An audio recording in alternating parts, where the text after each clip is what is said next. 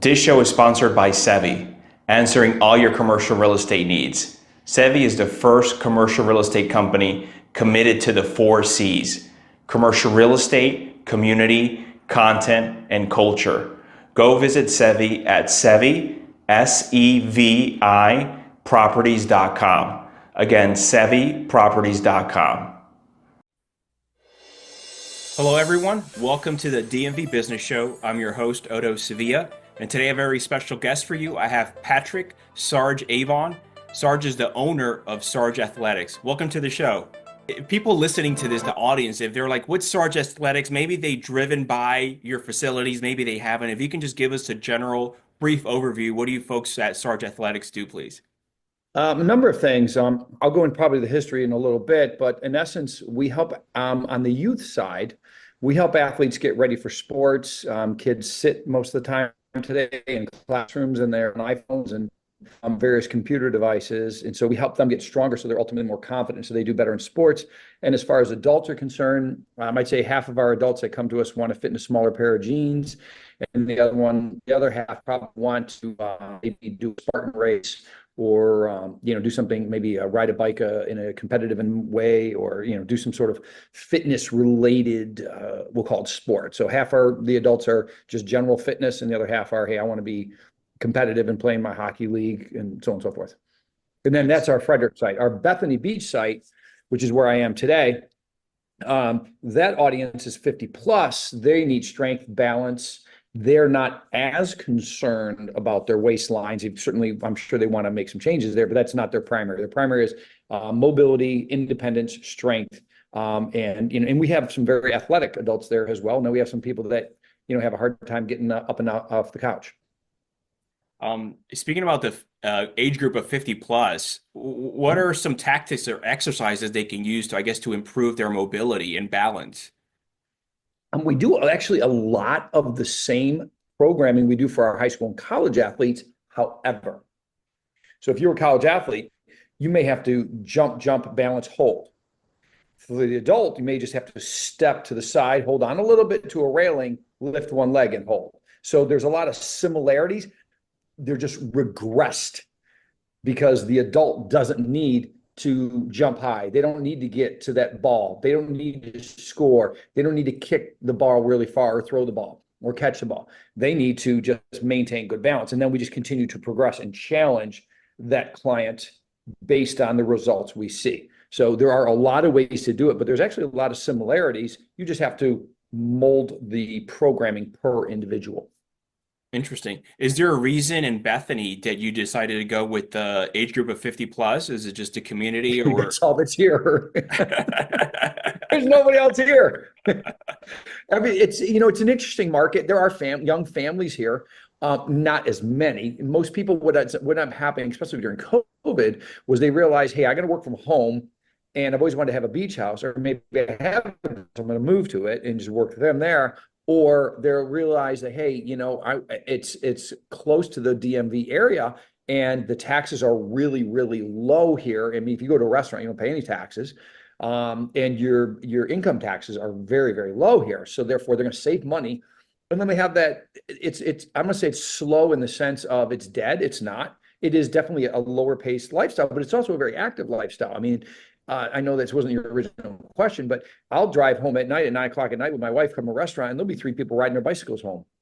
Oh, wow. Okay. You don't see that in the DMV. You just don't see it. And these are people that chose to use their bike for transportation to stay physically active. So that really, really hit my heart when I saw the physical activity of the adults. And I'm not talking to gym people, and that's a whole market in itself. The gyms are busy here all day versus like in the DMV, they're busy in the mornings, busy in the evenings. Here, it's all day.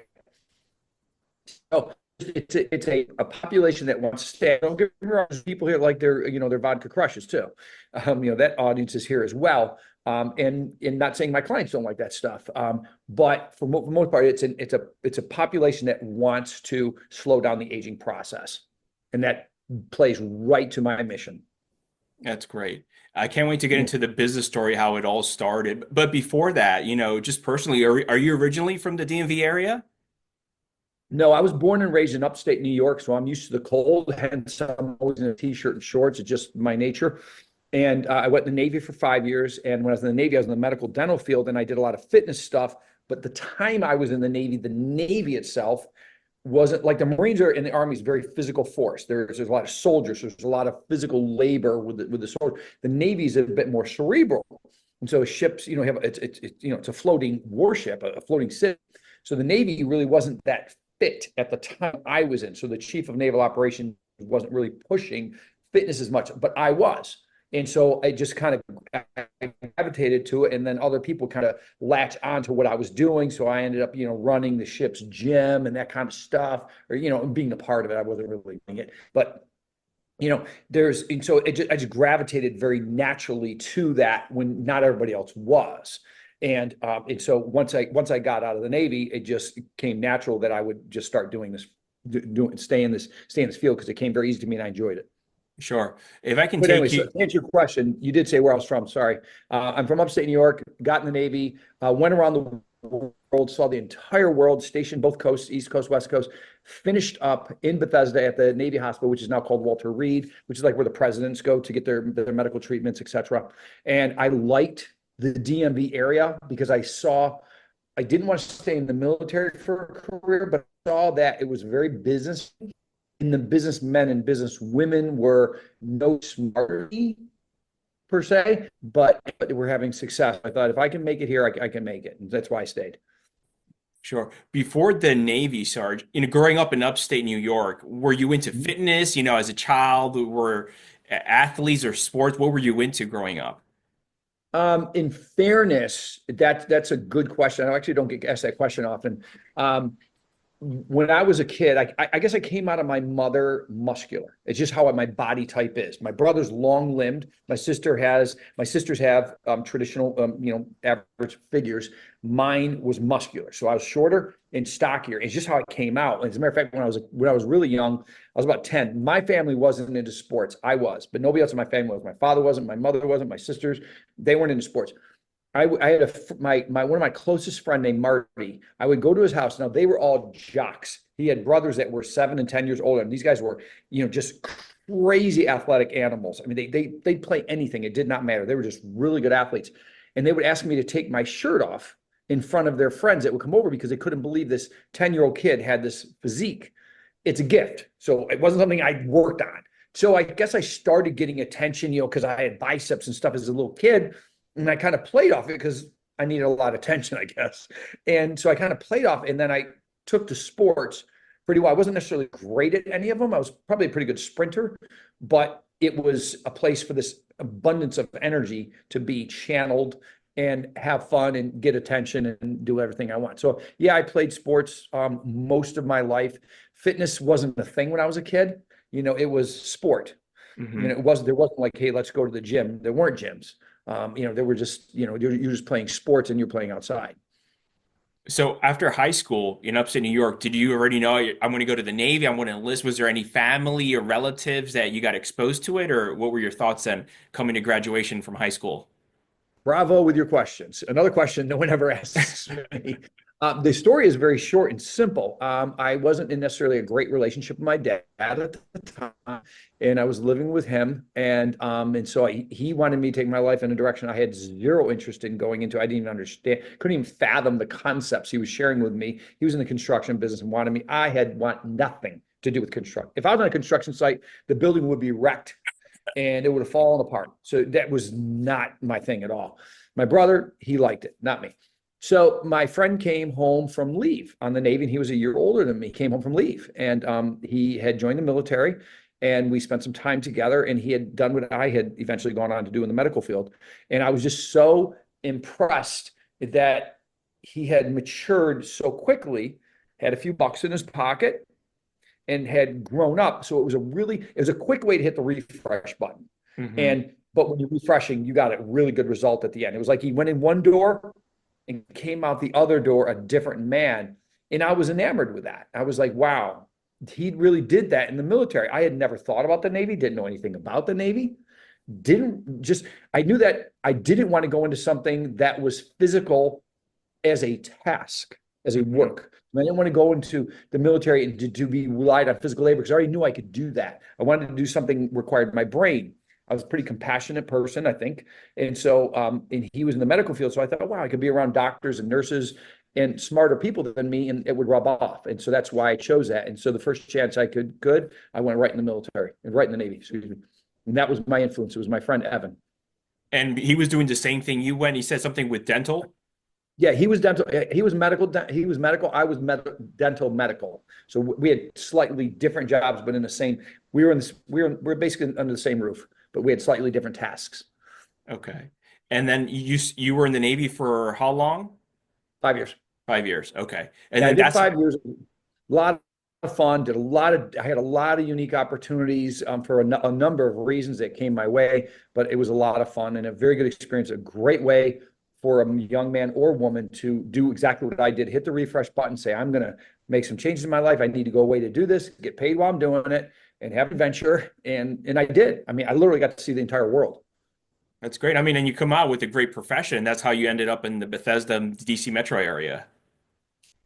Yeah, I would say that, being, medical bedside and chairside with patients, you learn empathy, you learn attention to detail, you learn anatomy, not necessarily physiology, but you learn anatomy, you learn some movement, you learn how to listen and pay attention, you learn to, start at a base level and progress up. And so it was a really good foundation for me to start in the fitness field, especially when I'm dealing with like the people here at Bethany are, they're a bit older. So I have to have all eyes on them. I have to pay complete attention to what they're doing. They're not a 25-year-old that, can knock out 25 push-ups and take 10 laps. They just can't do that. Hmm. So, and it gave me an incredible foundation to start into a career field that in 1989, this field didn't exist. I mean, in 1989, when I started, excuse me, my old company, the Sergeant's Program, which is I had for 20 years prior to Sarge Athletics, Sergeant's Program, there was like 3 gyms.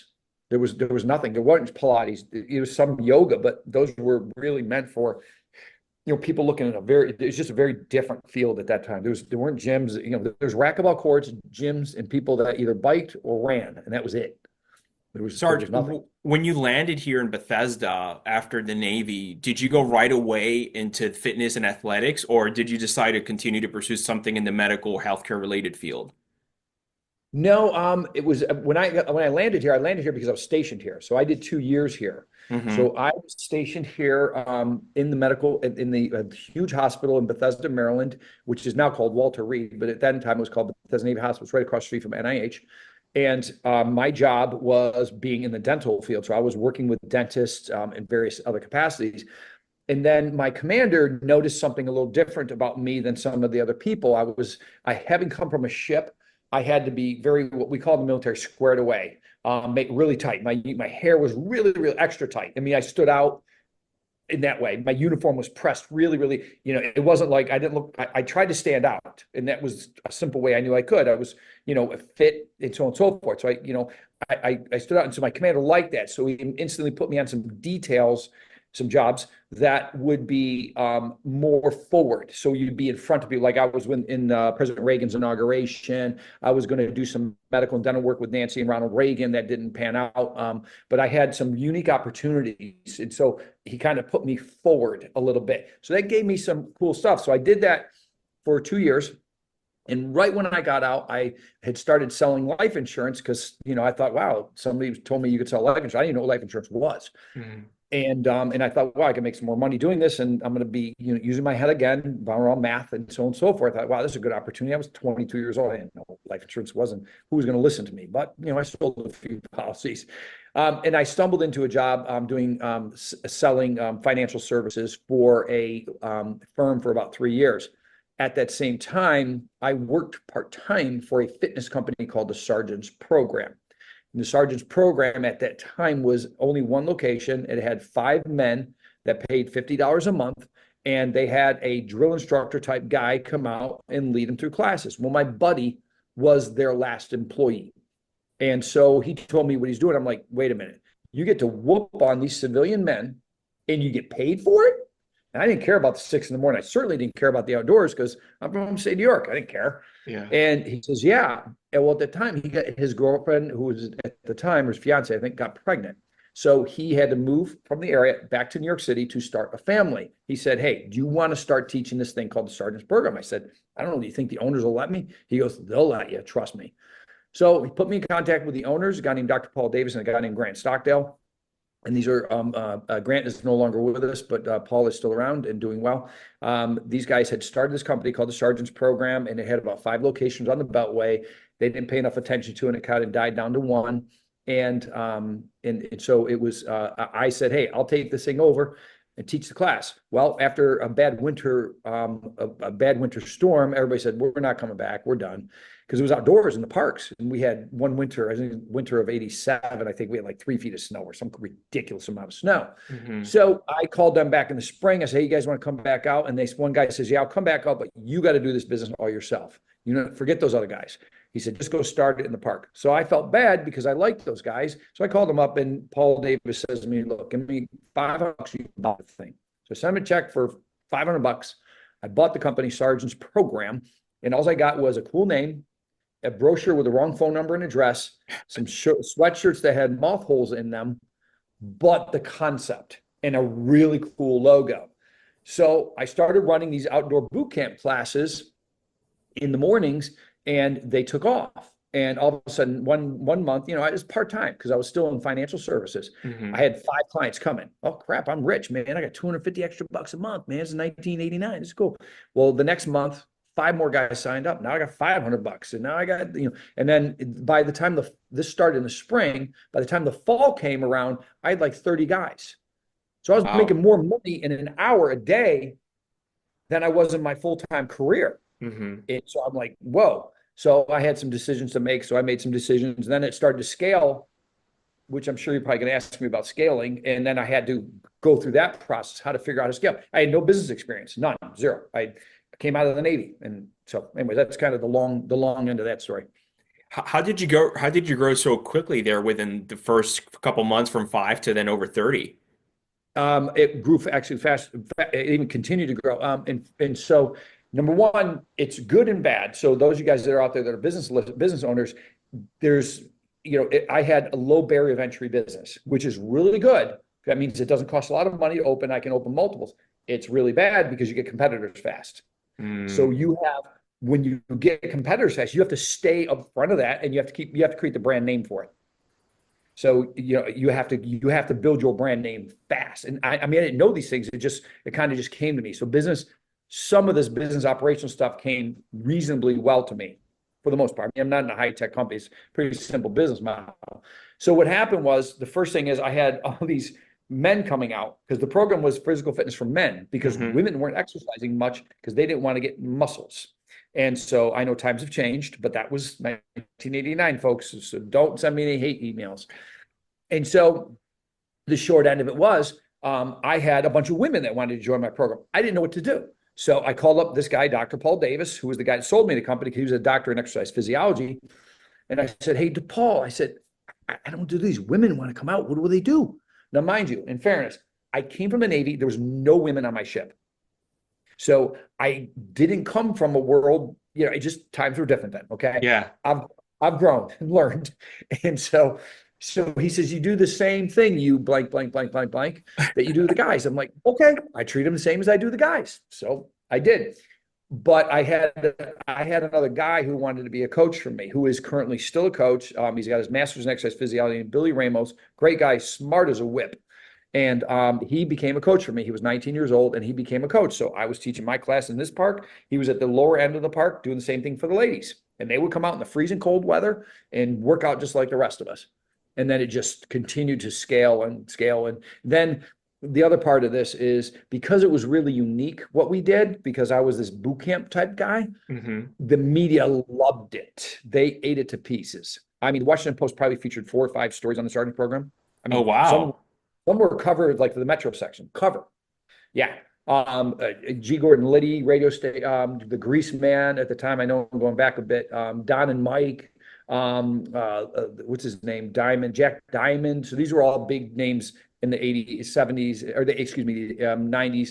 into 2000. All these guys were doing stories on me in the Washingtonian magazine. So I got a lot of publicity, which is good because it makes your phone ring and the TV stations. It's bad because if you're not ready to scale fast, then you get competitors. I was fortunate. It was a low barrier entry. So at this time, this first media run really hit me. That was 92. I had locations in Bethesda, Rockville, and Tysons. Yeah, I think I had locations Bethesda, Rockville, Tysons, maybe one other one. So I was able to kind of scale a little bit. And then I had another big media hit in 96 or 98. I can't remember. And then at that point, I had probably 15 locations around the Beltway. So that allowed me to, I was ready to take the volume of interest. When you say location, Sarge, I mean, it seems like everything is outdoors. So basically, locations, you have a park that's your point of destination, or because it sounds like there's very little overhead. You don't have a space. Zero. It's mostly equipment, weights, right? I don't know. Yeah. So what I would do is I would see, there's a couple things I figured out. When the Starbucks craze hit in the late 90s, I figured, okay, clients go to Starbucks afterwards. I need to be near Starbucks because then some of the clients will go there and sit down and have a cup of coffee because they start their day a little later. And my classes were over with at 7 a.m. Okay. They're done. So the client has a little time to start their day. So I figured that part out. The other thing is I would go and look what is near a couple major arteries that clients from a town to two towns over could get to. So 270 had to be near 270. The Beltway had to be near the Beltway.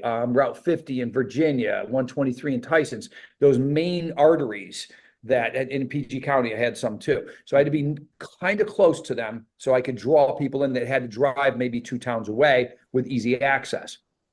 And then I would go to the park. I'd look at the park and I'd look, okay, how quickly am I going to wake up these people at 5:30 in the morning screaming, making people do push-ups? Is the parking lot big enough? So am I going to get some person who's really doesn't want me there, that's out early walking their dog every day, and they're just kind of a Karen, coming up my rear end about this. So I had to carefully select the parks.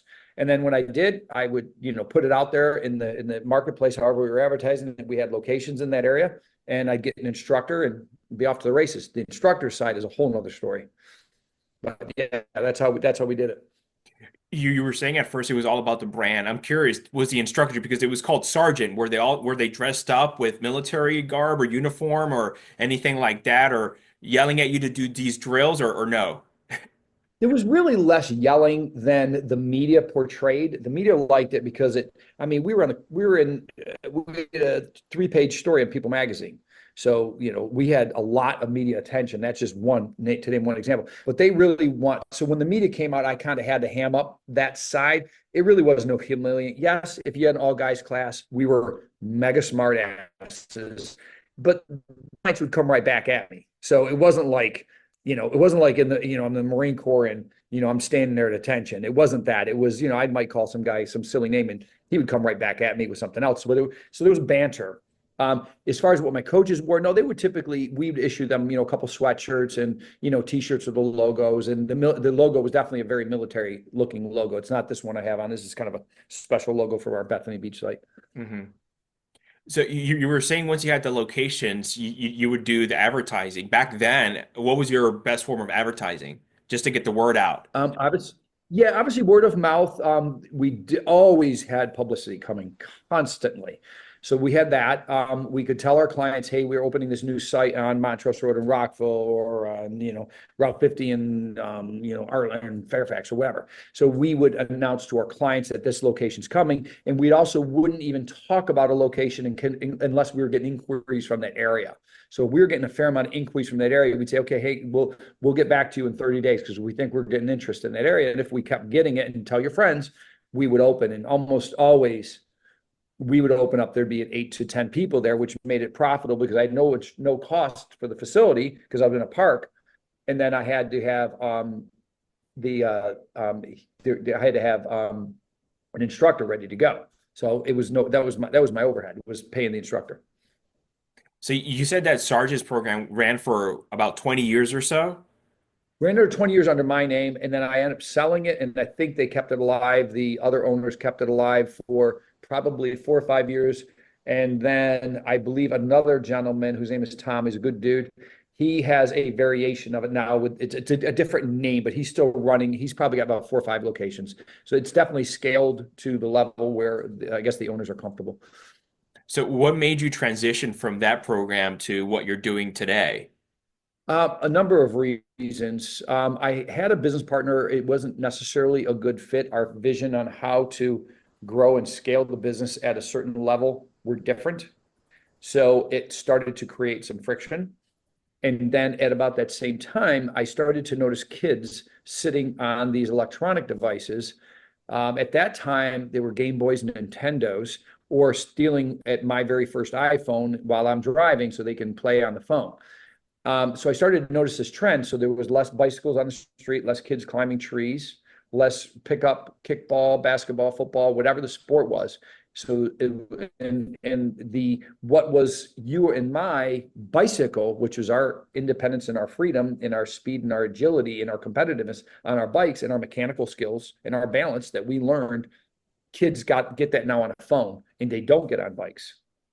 And so I started to see this, and I thought, and I just read a book called The Outliers by Malcolm Gladwell. You may have read the book. Hmm. And Malcolm Gladwell did a fabulous job in this book. And basically, to summarize the book in a couple of sentences, he saw the trend that if somebody tried to perfect their skill set for 10,000 hours, their name would be Andre Agassi, Michael Jordan, Tiger Woods, whatever, a surgeon, the best singer, the best whatever. You were the best at 10,000 hours of trying to perfect your craft. And I thought, well, how can I translate what I do?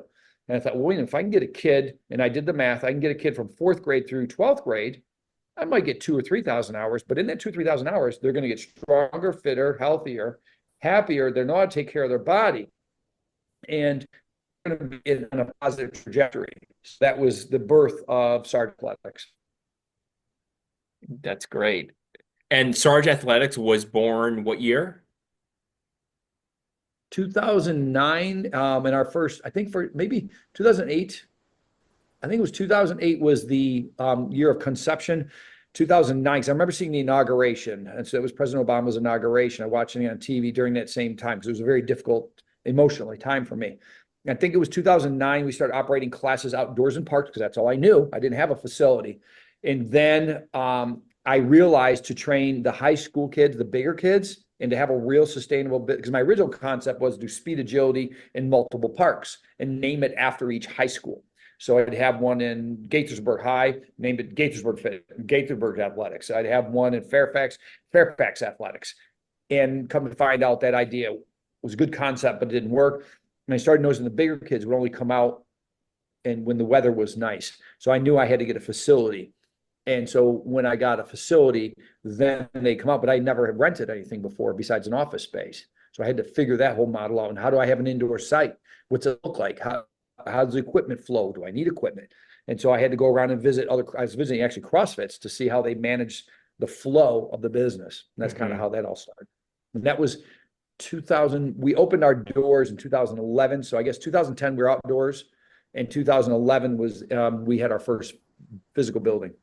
How did you decide to choose that location? Proximity. So this particular location, I'm still there today. This location is on the Montgomery County, Frederick County line. And I feed mostly the high school up the street, which is called Urbana High School. And it's it probably mirrors a Bethesda type school. So you have a pretty high discretionary income from the parents. Usually have 2 executive level parents that are making a good enough income to afford this type of service versus some places you go to small towns, the families just can't afford to put some kid in a $300 a month class. Where in this town, it tends to be able to afford it, and they can seek out a higher level of training and get for their kid. Yeah. So that's So with this plan, Sarge, it sounds like it was primarily focused always on the kids, right? And then the adults came later. good question. Yes, it was on the kids, and I had my history for 20 years was adults, so I had to make a meteor. I don't think I had to make a major shift because my humor was different. I could be sarcastic, I could be funny. My jokes had to change if somebody called them a joke. And I had to change everything. And my wife gave me the best advice ever. She said, whatever you say, do, or how you behave has to be approved by the mother, but through the eyes of a fourth grade mother. That's the advice my wife gave me when we first started. I'm like, fabulous advice. I use it to this day. So I got to watch the music we play. I have to be careful of all of that because these are young eyes that are coming to us as role models and impressionable. And if we don't do a good job with that, they're going to, not only they're going to leave, but they're going to tell everybody when they leave. And that's not a good thing. So, Yeah. One of the major things you mentioned earlier briefly is as far as instructors. Did you have any difficulties finding them? And if so, how do you even go about finding the right people to put in, the right roles in the staff? for Sergeant's program or Sarge Athletics, Sergeant's program, it was easy and difficult because it was outdoors and you had to be there 5 days a week at 6 a.m, rain or shine. That's hard. However, if you have somebody that really maybe coming out of the military or somebody wants to, they're that military type personality, that they were easy to deal with, but you had to train them really, really hard. You had to know, are they going to be there? Are they going to be reliable? Because there's no key, there's no door, there's no security cameras telling me if your staff showed up on time or not. So it was a screening process. For Sarge Athletics, it's different because many people want to work with athletes. So most people that do what I do, not most, many people that do what I do want to train high school and college athletes. That's just, that's just the thing that their interest is. And so our screening process is, it's sometimes hard. I'm getting to go through it right now. I'm getting ready to hire a couple of people. I'm interviewing one right now, in Bethany, and I'm looking for probably 1 to 2 more in our Frederick site. So we have them come in and shadow a day. So they have to see our culture. Does this fit? Then we make them take one of our adult classes to see if it can be a role model. And I even put in the Indeed ads I put out there, must be a role model, must look the part. So I can get away with saying certain things. And so they have to fit that role. Then they come in and shadow. And then after they shadow, they say, this is really a good fit for me or not a good fit. I like your philosophy. I don't like your philosophy. And then if we feel the same, then we invite them back for another shadow. And then afterwards, if we like them, then we have our coaches interview them because they're ultimately going to be their teammates. Just like if they're on a, military, a special operations team, you want to know who's working with you. Does that person have my back? Are they going to do a good job? Do they pay attention to them on their phone all the time, etc.? So that's sort of the process. When you say a good role model, is it personality? Is it also physically how they look, or what exactly? All the above. I'd say the first thing that we look for is everybody talks about certifications. Mike Boyle, who's probably the smartest mind in my industry, says we hire certified nice people. So that's the first certification I want. Is this person a nice person? Are you going to want to hang out with this person? Are you going to want to go to a class with this person regularly? So that's the first thing. Then, of course, they have to have some alphabet soup after their name. They have to have some credentials. And some people don't. Some people don't have it right away. They go off and get it. But if they're a certified nice person, they're willing to come in and do the work, they can learn the other side of this really easy because we write the programs. So my team writes all the workouts. So that person can scale up a little slower in that area if they need to. But if they got the right personality, the soft skills, money. That's what we're looking for. Do they have to look the part? Absolutely. But not all my coaches look like Adonises. They have nice physiques and so on and so forth. They clearly look like they're fit, but some of them might walk into a room and you wouldn't even think twice that they're a fitness trainer. And some of them walk into a room and immediately they are. So it's just different per What type person. what type of programs do you have at Sarge Athletics? At Sarge Athletics, our programs we have one-on-one coaching. So it's really what you need.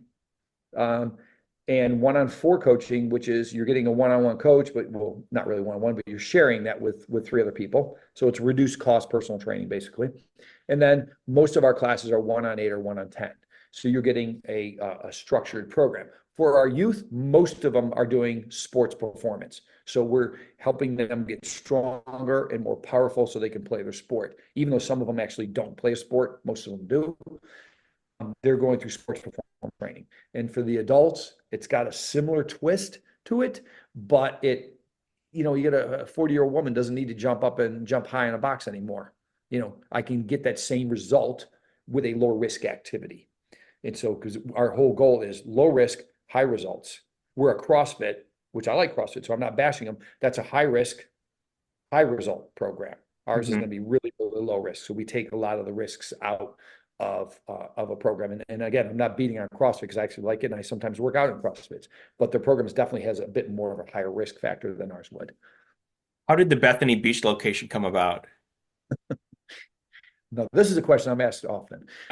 My wife, during COVID, housing prices started to climb, and we lived in Damascus, Maryland, a nice little community where we raised our children. And my wife said, "Hey, I'd like to, why don't we move to the beach? It'll help you be a better businessman because now you're going to be in two places, and this can be the next. We don't know if we'll ever see the housing market jump like it did at that time, and it's our chance to, get ready for another phase in our life together of 31 years of marriage at this point." And I'm like, okay, I guess I'm really gonna have to figure out how to be a good business guy because I got a business 3 hours away. So that's how we landed here. And then we started looking for a home, put a contract on to a builder who was building this particular home we're in right now. And then I came here and I went around and I introduced myself to everybody, not everybody, a lot of people in the industry. So there was a spinning studio here, there was a personal training studio here, and a physical therapist here.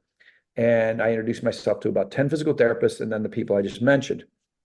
And when I went into the spinning studio, the lady and I that owned it just hit it off. And she eventually came to me and said, "Hey, look, why don't you and I come up with a sublease situation? You sublease space from me that I'm not using for bikes because I don't have, my room's not full of bikes. And you can do your one-on-one training in there." And we worked out a business arrangement and it worked. And we were there until October and it was rocking and rolling. And it was a great relationship. And she's wonderful to deal with and became a business friend. And along the way, we met with a physical therapist whose name is Nikki, and she's a doctor of physical therapist. She's got a small clinic, and we would refer clients to her and vice versa. And then eventually, when we knew the spinning studio was closing because they went out of business, we went to the physical therapy clinic and said, "Hey, can we come in and rent sublease from you until we open in a couple of months?" She said, "Absolutely." So we worked out a business relationship with her. So then again, so since this is a business show, low barrier of entry, positive cash flow going in, and I'm not bragging here. I'm just telling you what I could do. This is all I could do. So this is not bragging. So the trick was, how do I get in, low barrier of entry, get the market started, learn market, make money, cash flow coming in, make the big commitment, which I just did, to go into my own space. So now I have to get to the Lord, need signage, permits, licensing, all that stuff. And so that story is the third person I went to meet when I got here owns a personal training studio. And his personal training studio is doing very, very well. Well, he put on Facebook that he's moving to a bigger site. I immediately called, I went and saw his property, the for lease sign, called his landlord, and within a week I had a lease signed to take his space. And so I'll be taking over his space, which is cool because it's already got the mirrors, already got the rubber flooring, it's already got the turf. I just have to put a coat of paint on it. So again, not bragging, I just happened to be lucky in the right place at the right time, had made that relationship with the gentleman. So we were friends on social media. So he posted it so I could see, hey, this is what's happening here, and I could execute on it fast. So I'm not a brilliant business guy, but I guess relationships are key, and get out there and talk to people. That was key Yeah. for me. I love Sarge that in both situations, in both cases, when you started your business, it was such a low cost to enter that Yeah, you could do it outside. You start here in Bethany in Delaware, you started with subleasing until you drum up the correct. clientele and then eventually took that big leap and committed to a space. Yep. You nailed it right on the head. Yes, exactly right. I got lucky that it's an existing space. So when these people come back from their vacations, they're going to go and like, oh, it's a different group. Okay, I'll try these guys. Maybe. I don't know if that's going to happen or not. But because the guy that owned the space before, he's a smart guy. So he's going to let his clients know he's moved to a new space. How's it going now for you having two locations 3, 4 hours away from each other and running and operating both of them? I think my wife's wish came true that I'm having to become a better business person. Frederick definitely feels the brunt of me not being there, and it's a very different market than this market. Without a doubt, Bethany is booming nicely, and so we're happy with that. Frederick requires a little more TLC, and I'm doing some different, unique things to address the business needs of today as well as where I want to take the business. But I've definitely had to sharpen my pencil and become a better business person and less of an owner operator and more of an owner, even though really in Bethany, I'm an owner operator. In Frederick, I'm an owner. I'm having to become a better owner. So I'm definitely having to sharpen my pencil without a doubt. But I don't mind the drive. It's 3 hours. I get a lot of podcasts done. I make a ton of business calls. And so I use the time wisely. I don't mind it. I'm in Frederick 2.5 days a week. And then 4.5 days a week, I'm here in Bethany. Okay. Oh, so you come to Frederick basically weekly. Okay. I wasn't sure how often I'm you came there to Frederick. yeah, no, I'm there every week. So I'll leave this Monday morning and I'll have a couple appointments here in Bethany.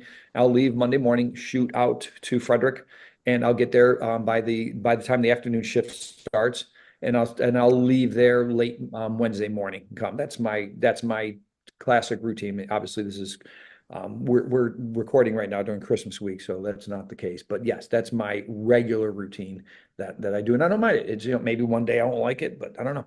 Right now, I like it. Do you have anyone, I don't know, managing the day to day, whether it's a GM or someone just overseeing things while you're away at whatever location? Um, That's funny you bring it up. Well, here in Bethany, you don't have to because my wife's also a personal trainer. Okay. And so anyway, so we have her here with me, but so she helps a lot in the business and she gives me very different eyeballs and perspectives which is not easy because I've been doing this for 30 years. She has too, but not as a owner operator. She's been maybe my ears, a trainer, but she hasn't been as involved in the fitness side and the business side. So that's presents, I wouldn't say challenges. Actually, it's worked out way better than it would have probably 10 years ago because I was probably too hard to deal with. Um, but in my Frederick site, I did have a general manager there for about under a year, and we all, including the general manager, came to realize we really don't need a general manager because everybody there does a good job. I needed people to do some of the tasks of a general manager, but not necessarily all the tasks of a general manager. So we have some changes we're making where we're spreading the workload to some of the existing staff members and then and they'll be seated for this. I'm literally in the midst of this right now. And then my business side team will take on a few more tasks as well. So everybody's going to earn more money and do more stuff. So basically, the money I'll pay a general manager because I found out I don't need one. I'll give to the team, but under certain criteria. So there's certain thresholds to be met. That's great. What would you say drives and motivates you? I like change. I like challenge. Thank you for that question. I like change. I like challenge. I feel we haven't really talked much about the fitness side, but I definitely feel like I'd say when I did my first company, the Sarge program, I stumbled into this idea that fit my personality well. So I got lucky with the Sarge program. So I just took this abundance of energy that God gave me and I just poured it into whooping people. It just worked for me. And then I would say that for Sarge Athletics, when I first started, my passion was to help the children, help the kids. When I say children, I'm talking usually about 9 till about 17. That was my sweet spot. And then I quickly realized I aged out of that fast. I aged out of it way faster than I expected. And in truth, I didn't even think about it. Partly because of my amount of birthdays. And, I don't have the same interests as them. My music isn't the same. Their social media, they're just all their outside interests aren't the same. Mm-hmm. And so I started noticing that the older kids really wouldn't gravitate to me for anything. They would stay away. And the younger kids thought I was a cool guy. And so as I found my influence was decreasing, I was unable to have that influence. And so at about that same time, my wife introduced me to a book called The Blue Zones. And this was during COVID. And I read this book called The Blue Zones. And if you're not familiar, there's 5 regions around the world where people live to be well over 100 years old called centurions.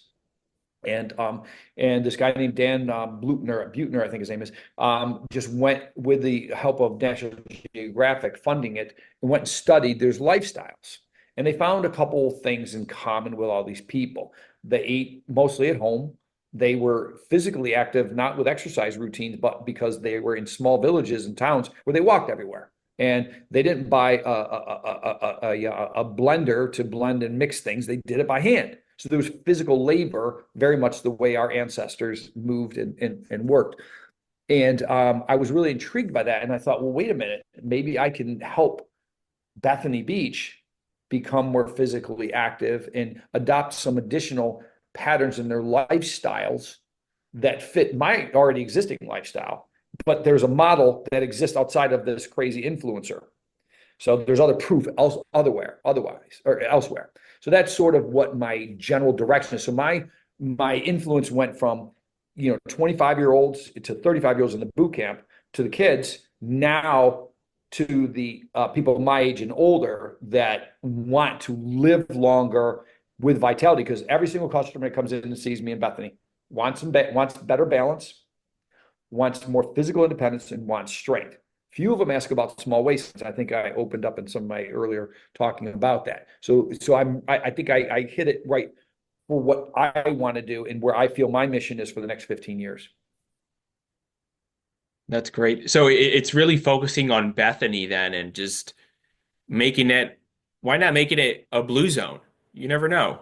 I'm in process of those conversations, and I've had conversations with the Blue Zone team already about that. So we'll see where that's our next show. Oh, that's amazing. What do you do from a marketing standpoint that helps drive traffic, which I'm sure may be a little different from the Frederick location compared to the Bethany Beach location? It's very different. Frederick is different, and we're stumbling in that area right now, in fairness. And so we're having a struggle in that area. And I'm not sure if it's an economic thing. Presidential administrations we've thrived in, and certain ones we did this past presidential administration. And this is not a political comment. Maybe it is a little bit, but we have not done so well with. And so the market has shifted because people don't have quite that discretionary income for their kids, because they know this kid is in fourth grade. They got 8 more years of primary school to deal with. So that is, I write for a couple magazines. We have a very visible location. Our name is easy to remember, and we've been around for 15 years. I mean, nobody's been around as long as me that does this. So we've been around a long time. I think there's one other guy that's been around, but he's a really, really, really teeny business. So there's not a lot of people that do what we do. That's number one. And we're very involved in the schools. So we'll go to the schools and volunteer as coaches, strength coaches for the sports. And so that keeps our face out there as well. So those are the main things. So good visibility with our location, an easy brand name to remember, been there a while, doing stuff in the public, and giving back is what we're doing currently. Bethany is interesting, truthfully, because Bethany is what is I put notes on Facebook. That's all I do. I post once a week on Facebook. Here's a picture of me and my wife and 2 of my coaches, and say, hey, we're your neighbors. If you're 55 plus, we can help. And we're picking up a couple clients a week from it. It's really, really simple. And that's all the volume we can handle anyways right now, because we don't have a facility big enough to handle 100 new clients. Yeah.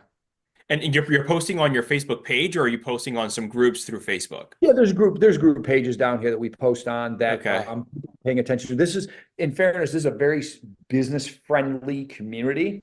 And if you're not familiar with the Bethany, Ocean View, Fenwick, even Rehoboth, they like the small business owners and they want to support them. It's just a really interesting phenomenon. I mean, I went to a Chamber of Commerce meeting, dude, and I'm like blown away. I'm telling my wife, I can't believe I went to a Chamber of Commerce meeting, number one. And number two, I actually enjoyed it and met some really cool people, and they just want to help each other. It's really cool. So it's a really good small town vibe. I write for the local paper down here, and I'll submit an article, and next thing you know, 3 weeks later, I'm like, hey, did you guys ever post it? Oh yeah, we posted it, because it's a daily. And it's like, oh yeah, we posted it. And people around here read newspapers. They use the internet too, but they love their newspapers. I guess maybe they morning coffee and flip the coupons. I don't know. But yeah, so down here, really, I've done nothing. I've just put notes out on Facebook. There's a little bit of a buzz because we're new, and there's not a lot of fitness places. You go to Fairfax and there's 400 gyms. You go to Rockville, there's 350 gyms. Down here, there's not so many. So I'm early in the market, but it's an immature market. I mean, it's not a huge market, but I don't need a lot of clients. I need to get the business where it is, where I can feel like I can make an impact and keep doing. Sarge, if someone's listening to this and they're like, I want to open my own business. Maybe it's in the fitness industry, maybe it's a totally different industry unrelated to fitness and health. What advice would you give them? Oh my gosh, I can go all day on this one. I would say number one, it's anybody can open a business. And so here's the negative side. Anybody can open a business. Sustaining a business and growing and scaling a business is another story. So if you're a one-man show, that's not a business. That's a sole proprietorship. And that's fine if that's what you want to do. The downside about that is if you get sick, you don't get paid. Hmm. So you got to find something you can scale that you can do. Whereas if you get sick or you got to take a week off, you still get paid. So for instance, my buddy's a surgeon and he has a small practice. And if he doesn't go in, his team doesn't get paid. Now, granted, he makes great money and he's phenomenal at what he does. So if you have a trade, something you're passionate about, find out who's doing something similar and see what they did and try your best to not take on overhead. I mean, because overhead is what will kill you. You can always, fix a screw up by giving the person another session or another hour of your time for whatever your service is. But it's, try to do it as much as you can out of your basement or out of a friend's garage or something that doesn't require you to stroke the landlord a check, because that's when it starts to get really hard and when you start scaling. So I got lucky in Bethany. It's my wife and I. I'm here 4.5 days a week. My wife's here 7 days a week. And so we can scale the business. Now we have, a teammate, and we're interviewing another one. So we've been able to scale it at a rate that's manageable. But number one rule, do something you love. Not that you want to be in business, but that you love, that you feel you can make an impact on, and do everything you can to not take on overhead right away. Every single thing you can. Fight, beg, plead, kick, scream, shake hands, smile, whatever. How long have you been operating Bethany's? That thing's been open just 1 year, That's great. and So it you, started very slow, and then the dial flipped for us. And when I say flip, mind you, you're talking, three coaches. So it's not like I have $1 million operation here, but it is a very good, very profitable business, and rewarding, because the people are getting. I had one lady who's dropped 110 pounds. oh wow. I've been doing this for 35 years. I've never had a client drop 110 pounds. She's dropped 110 pounds. Now, it's not because of me. She put in the work. She changed her diet. She walks every day. And by the way, she's been with me since May. She has never missed a single personal training session 3 days a week. And she can barely afford this. This is not a high net worth person at all. She does 3 days a week. So anyways, so we've been operating for a year, but I'd say we got off to a very slow start in the beginning and put a couple posts out on Facebook, and some people found interest. And then the momentum picked up in the spring, and it's maintained pretty good, steady, manageable growth, while I'm still trying to, really dial in my absence in Frederick. Being in the business for 35 years, as you mentioned, there's always instances when we have setbacks or failures, if you want to call them that. What would you say is the biggest setback you've had in business, and what you learn from that?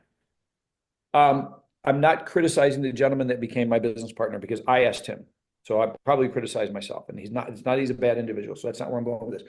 But I would say that try not to take on a partner, because and I'd say the best advice I ever got because of that was, a banker told me this: never take on a partner to do something that you can get bank money to do. So meaning, don't take a partner, get a general manager. You can always fire a general manager or give them a bonus if they're doing good.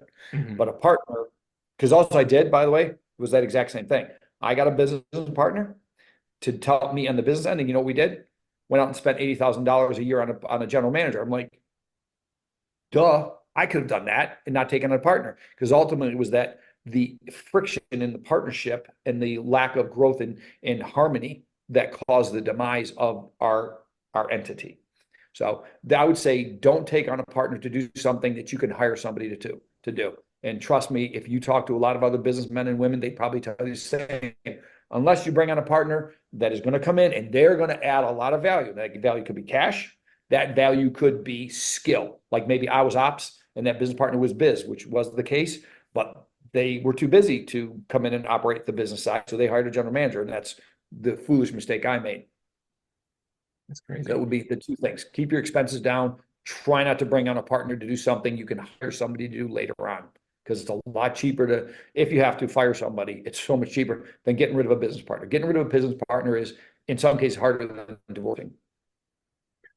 What would you say are some habits or traits you have that you feel that helped you, whether for business or even just personal side of things? I'm blessed. I already talked about the fact that I'm physically, you would look at me and say, okay, you get it. It makes sense. This guy's in the fitness industry. So I'm physically blessed. I'm blessed to have a ton of energy. And, not every 60-year-old, 2-year-old guy can jump around like I do. I'm pretty fortunate in that regard. So I have a lot of that side I'm fortunate of. So those are some things that help. So I'm not sure if that answered your question or not, but Yeah, definitely. What would you say, Sarge, is your biggest challenge with your role today at Sarge Athletics? definitely, having two different models. One's doing well. One is having some struggles. The one that's having some struggles is probably the one I'm not there most of and most of the time. And so definitely seeing that and then how to address that quick enough so that I don't run into trouble, but also not so harsh that the team thinks, hey, there's trouble. So how do I address that quickly? So, and that's where it comes into being a better business owner. And just if you're going to own a business, you should be able to be away from the business. I mean, I have a friend who owns a business and it's in Europe, and he goes there once every other year, and it pays all of his bills, and he's doing quite well. So how can I be that guy? And I Hmm. want to be, because that's the problem, is when you do what I do in the fitness field, there's a lot of personality to that business. And so they want to see, and then the business is named after me. So they want to see that owner. And so that's hard. So therefore, when I'm there, I try to make an impact. I don't get done till 9 o'clock at night, but then I start early in the morning. But some people, well, where is he? He's not here. That's that kind of stuff. So that Yeah. never easy. You just mentioned about as far as choosing the right partner. Besides that, what do you know now that you wish you would have known at the start of your business career? Um, Ask me a question differently. Going through your experience of 30 plus years in the industry, what is it Right. that what would you say now, besides obviously choosing a partner wisely? What is it that you know now that you wish you would have known at year one going through all this? I didn't know when I started it. It was a part-time thing that made me money. It snowballed. But I would say I'd go back to the partner thing again. My father was a businessman as well, and he always felt that because he was very skilled in what he did, he was in construction business. He operated big equipment, so therefore he had to learn how to repair the stuff because otherwise he had to pay somebody. And the more his machine was down, he wasn't getting paid. So he learned quickly how to be. I'll say he could repair stuff, but he had a motto, which was don't pay somebody to do something you can do yourself. And there is that element in when you're starting out a business because you can't afford to pay. Don't go taking home equity lines out to start your company. I mean, because it's just, you're going to burn through that money quickly. And I see that happening with some colleagues of mine that are opening new places. And I'm like, looking at the amount of money they're spending. I'm like, I don't know where you got, that $250,000, $500,000 to do this, but that's a ton of money. So try to do things as much you can yourself. You're going to be working a lot of hours, but then there's going to come a point where you scale where you're going to have to get somebody to come in part-time to take some of that load from you and make sure there's enough margin in there for the business to make the money it needs to off of that person's work that they're doing. Yeah, that's great advice. Coming to an end here soon, Sarge, what does the next couple of years look like for you in Sarge Athletics? What are you most excited about? I'm definitely excited about, in Frederick, I'm excited about the scaling of the business with more load onto the team where they're rewarded for it. So maybe we'll call them junior partners for sake of this conversation. Creating a model, and I'm almost done with it. So and I've met with a business advisor literally, because that's another bit of advice I would give somebody. Get a business advisor, don't pay one. Find some other businessman or woman that's good at business and not your uncle, your brother, your cousin. Somebody's going to tell you the truth. So I'm working with a business advisor. So we're creating a model so that my staff can take some ownership without risk in helping grow the business. So I'm leveraging responsibilities for them. So remember the idea I told you about taking all the general manager responsibilities and giving and spreading it out equally amongst everybody with some measurable scales, scaling it and make it measurable. So that I'm excited about that element of it. And then in my Bethany site, we're opening our new site in 3 weeks. So I'm really excited about scaling that business to make an impact. Of course, it needs to make financial numbers. It's got to make sense. It's got to be profitable. It's got to bring in the type of income that's expected. but to really make that impact. So I purchased all the equipment. So to give you an idea, because it's bikes, rowers, skiers, weights. Once I signed that lease in July, I'd be on Facebook Marketplace every day looking for a deal on something. If I found a deal on the way to Frederick or on the way back, I'd stop by the person's house, Venmo money, and loaded up my equipment. So my house and my garage and the sublease place are full of equipment right now. So it's like you'd expect Christmas decorations. There's bikes over here. There's rowers and skiers and weights over there. I'm not joking. My house is full of stuff right now.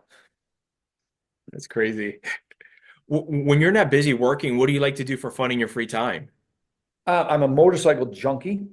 I have 4 of them. As a way to give back to the motorcycle world, I'm a motorcycle safety course. So if you decide you want to get your license, or maybe if you do have it, my dog's starting to whimper back there. Be quiet. Thank you.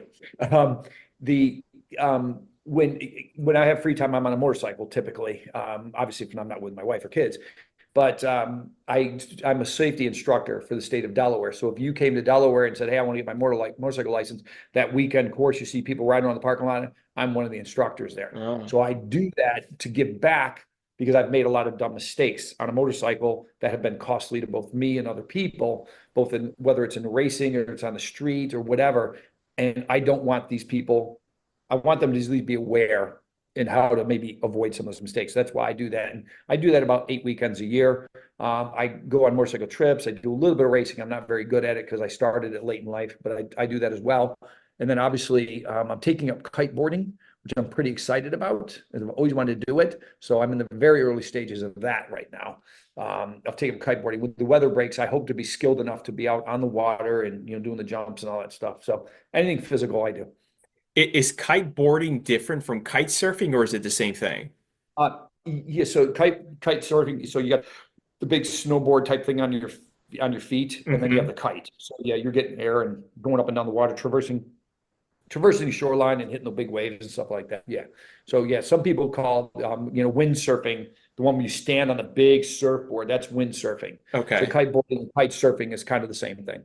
I wanted to learn that. It's always fascinated me, but obviously living here in the DMV, we don't have that. But for you, it's perfect, especially by the shore. It's very popular in the Carolinas too, in the Outer Yeah, Banks.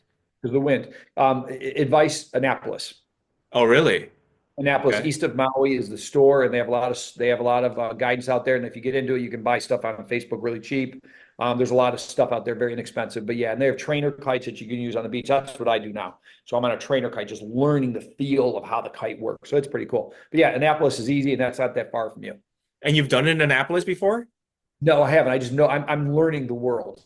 Okay. So I'm learning the world. I got lucky. One of my personal training clients here is a kiteboarder. He's very, very good at it. And so he's into it. And one of my buddies who lives in Hawaii but Hawaii is a long flight for me to learn Yeah. kiteboarding. So anyway, so Thank, yeah. thank you for So that suggestion. Sure. Yeah. Yeah, My I'm pleasure. definitely going to look into it. What's the name Yeah. of the shop you Annapolis. said Yeah. in Annapolis?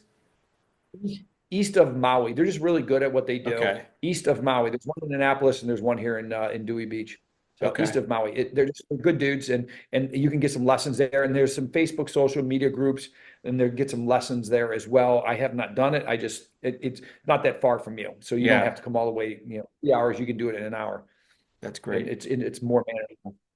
Sarge, thank you so much for coming on the DMV Business Show. If people want to learn more about you and Sarge Athletics, where can they go to, please, to get more information? I would say the simplest way, if you want to get to me, my email is Sarge, S-A-R-G-E, at sargeathletics.com. If you wanted to, our handles are Sarge Athletics. Our website is sargeathletics.com. So that's the easiest way to get a hold of me, and be happy to give some people advice. I mean, I just had a meeting with a guy yesterday from an organization called SCORE. And if you're not familiar with SCORE, SCORE is a business where retired businessmen and businesswomen want to give back to small businesses, and they give them guidance. That's a great asset. Is to reach out. So somebody out there is looking to start their own business, go to score.org, SCORE.org, and find an advisor near. It's going to be free. And these are businessmen and women who have uber successful. I just met with one yesterday about some ideas I have and some other things that I'm looking at doing down the road. And it was a fabulous meeting. It cost me anything but a cup of coffee. That's awesome. Again, thank you so much, Sarge. Yep. You got it. Thank you. Take Happy care. holidays. You too.